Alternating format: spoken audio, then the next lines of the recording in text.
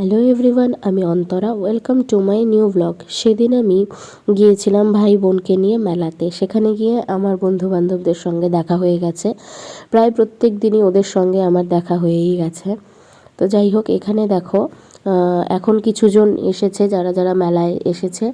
তো আর আমার ভাই, মানে আমার ফ্রেন্ডসদের থেকে মনে হচ্ছে যে ওরই বন্ধু। ও এমনভাবে মিশে গেছে।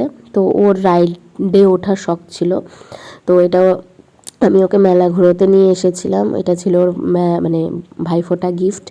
তো দেখো, ওর কোনো ভয় টয় নেই, নির্দ্বিধায় উঠে গেল। তো ও রাইড চড়তে চড়তে এখানে বোনের কিছু জিনিস পছন্দ হচ্ছিল, ও কিনবে কিছু। তো ও সেই সমস্ত কিছু দেখছিল এবং পছন্দ করছিল। তার মধ্যে থেকে ভাইয়ার ওই একটা কি বল নাকি কি নিল, ওটার পছন্দ হয়ে গেল, তো ওটা নিল।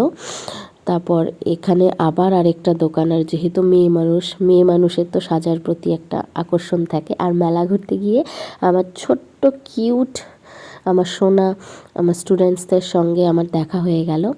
আর এখানে আমি আমার বান্ধবীদের দেখাচ্ছিলাম যে দেখ, এখনকার বাচ্চাদের জন্য কি নতুন ধরনের পেন পেন্সিল আসছে। আমাদের সময় এগুলোর তো কোনো নাম চিহ্নই ছিল না, তো ওগুলো নিয়েই আর কি ফাজলামি হচ্ছিল।